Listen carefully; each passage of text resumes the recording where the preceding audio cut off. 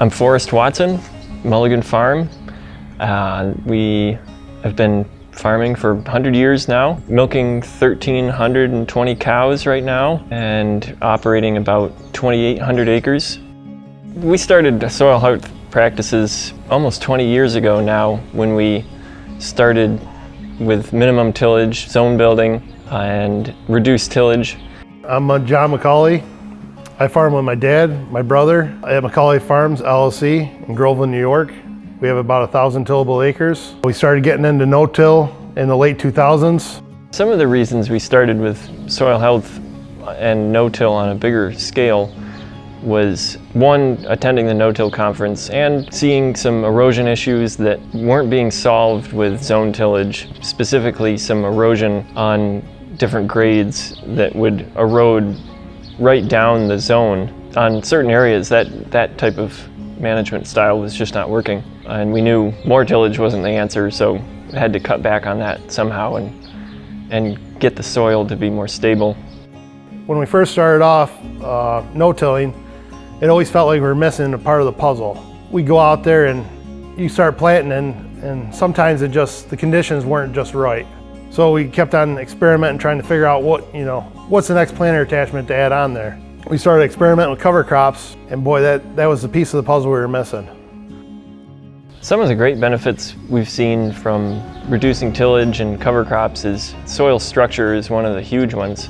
We're able to harvest and plant and spread manure with very, very little impact in a wider range of soil conditions. If it's a wet year, we've got some, if we have a heavy cover crop somewhere, we know we can go and spread manure there without leaving ruts and getting runoff and anything that we are trying not to do.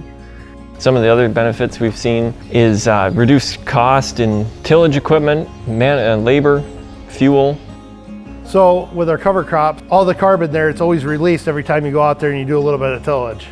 Even if you're just going out there and taking a turbo till or disc, and just lightly hitting it, well, you're breaking up all those pores and everything, and all your carbon is getting released out in the atmosphere. The way we figure it is, if we're going in there and the only thing we're disturbing is just that little spot where we're placing the seed, then we're cutting back on that carbon's emissions and keeping everything right down into the soil where it should be instead of releasing out in the atmosphere. So the less tillage, the quicker you can build that organic matter level up in your soil. So now we're getting into cover crop rolling. We've been doing that for 2 years now, and that's really helped with getting the corn established so the corn is not competing for sunlight.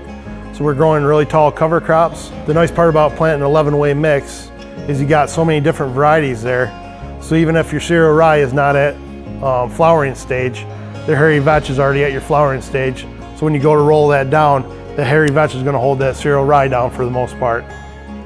We're applying a lot less fertilizer up front at planting time. We rely on the manure more, and the certain cover crop varieties have a big impact. If you can grow legumes and have a crop rotation that provides nutrients for the next crop, that has really cut down on inputs for us. A couple of years ago there, we got a 4-inch rainstorm.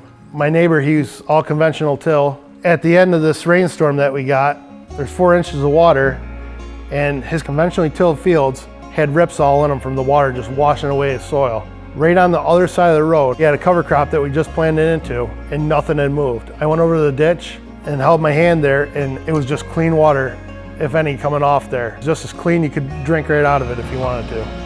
The one line I like is, do your homework before your field work. Overall for us, no-till and cover crops has eased our planting seasons and harvest seasons. We have kind of a plan down now that at this time we try and be seeding all our cover crops right out as soon after we harvest as possible. And in the spring, it seems a little bit more relaxed than running around with tillage equipment to every field. Overall, it's made it easier on us and definitely easier on the ground. Yeah, it's been very beneficial for our operation.